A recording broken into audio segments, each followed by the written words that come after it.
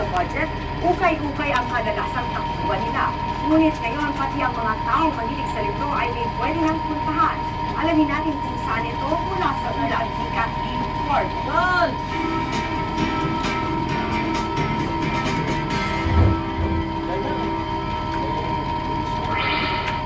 Hangit talaga nun.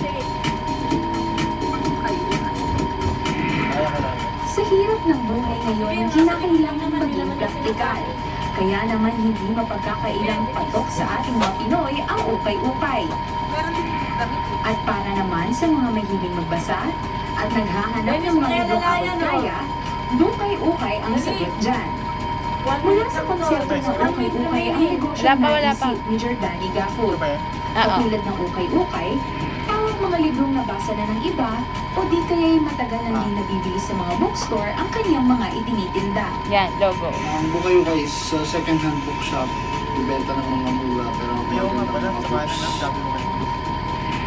Sige. Hilig ni Next Gafford title. ang pagbabasa. Kaya naman ang maipon ng kanyang mga libro ay naisipan nilang ibenta na lamang ang mga ito kaysa mabulok.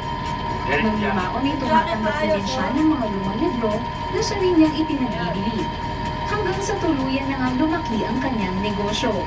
Parang paraiso ito para sa mga mahilig magbasa, sapagkat dito ka makakakita ng mga sikat na babasahin sa mas murang halaga. Mula sa mga classic bestsellers hanggang sa mga librong pang-akademya, siguradong hindi ka mauubusan ng pagpipilian. Kaya naman gano'n na lang kung dayuhin ng mga tao ang kanyang lugar.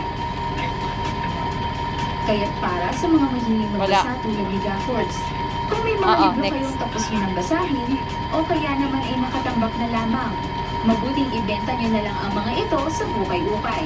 Kaso, Bukod sa kumita ka na, donate yung anak ko dyan. nakatulong Kaya ka pang pinupload ibahagi ang mga aklat sa iba pang mahilig magbasa. Ako si Kathleen Forbes.